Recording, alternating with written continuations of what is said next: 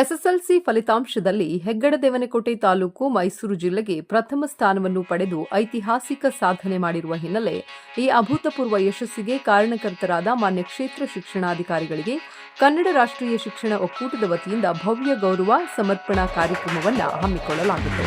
ಇದೇ ಸಂದರ್ಭದಲ್ಲಿ ವಿಶ್ವ ಪರಿಸರ ದಿನದ ಅಂಗವಾಗಿ ಶಾಲಾ ಆವರಣದಲ್ಲಿ ಹಸಿರು ಅಭಿಯಾನಕ್ಕೆ ಚಾಲನೆ ನೀಡಲಾಯಿತು. ತಾಲೂಕಿನ ಸರ್ಕಾರಿ ಹಿರಿಯ ಪ್ರಾಥಮಿಕ ಶಾಲೆಯ ಆವರಣದಲ್ಲಿ ಆಯೋಜಿಸಲಾಗಿದ್ದ ಈ ಹಸಿರು ಮತ್ತು ಹೆಮ್ಮೆಯ ಜಂಟಿ ಕಾರ್ಯಕ್ರಮವು ಅತ್ಯಂತ ಯಶಸ್ವಿಯಾಗಿ ಜರುಗಿತು. ತಾಲೂಕಿನ ಶೈಕ್ಷಣಿಕ ಪ್ರಗತಿಗೆ ನಿರಂತರ ಶ್ರಮಿಸಿ ಜಿಲ್ಲೆಯಲ್ಲಿ ಮೊದಲ ಸ್ಥಾನ ತಂದುಕೊಡುವಲ್ಲಿ ಪ್ರಮುಖ ಪಾತ್ರ ವಹಿಸಿದ ತಾಲೂಕು ಕ್ಷೇತ್ರ ಶಿಕ್ಷಣಾಧಿಕಾರಿಗಳಾದ ರಾಜು ಅವರನ್ನ ಒಕ್ಕೂಟದ ಪದಾಧಿಕಾರಿಗಳು ಹಾಗೂ ಗಣ್ಯರು ಜಂಟಿಯಾಗಿ ಶಾಲು ಹೊದಿಸಿ ಸ್ಮರಣಿಕೆ ನೀಡಿ ಅತ್ಯಂತ ಗೌರವಪೂರ್ವಕವಾಗಿ ಸನ್ಮಾನಿಸಿದರು.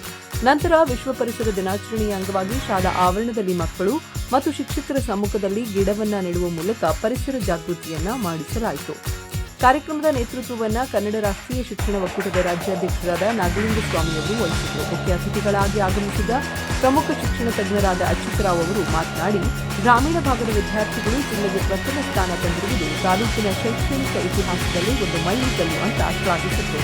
ಕಾರ್ಯಕ್ರಮದ ಯಶಸ್ಸಿಗೆ ಶ್ರಮಿಸಿದ ಕನ್ನಡ ರಾಷ್ಟ್ರೀಯ ಶಿಕ್ಷಣ ಒಕ್ಕೂಟದ ತಾಲೂಕು ನಿರ್ದೇಶಕರಾದ ಶಿವಕುಮಾರ್ ಅವರು ಎಲ್ಲರನ್ನ ಸ್ವಾಗತಿಸಿ ಒಕ್ಕೂಟದ ಕಾರ್ಯವೈಖರಿಯನ್ನ ವಿವರಿಸಿದರು. ಈ ಸಂದರ್ಭದಲ್ಲಿ ಹೈರಿಗೆ ಶಾಲೆಯ ಮುಖ್ಯೋಪಾಧ್ಯಾಯರು, ಸಹ ಶಿಕ್ಷಕ ವೃಂದ, ಒಕ್ಕೂಟದ ಗೌರವಾನ್ವಿತ ನಿರ್ದೇಶಕರು ಹಾಗೂ ಶಾಲಾ ವಿದ್ಯಾರ್ಥಿಗಳು ಉಪಸ್ಥಿತರಿದ್ದು, ಈ ಸಂದರ್ಭದಲ್ಲಿ ಹೈರಿಗೆ ಶಾಲೆಯ ಮುಖ್ಯೋಪಾಧ್ಯಾಯರು, ಸಹ ಶಿಕ್ಷಕ ವೃಂದ, ಒಕ್ಕೂಟದ ಗೌರವಾನ್ವಿತ ನಿರ್ದೇಶಕರು ಹಾಗೂ ಶಾಲಾ ವಿದ್ಯಾರ್ಥಿಗಳು ಉಪಸ್ಥಿತರಿದ್ದರು. Malara Mahadevaswamy, TV news Kannada, HD ಕೋಟೆ.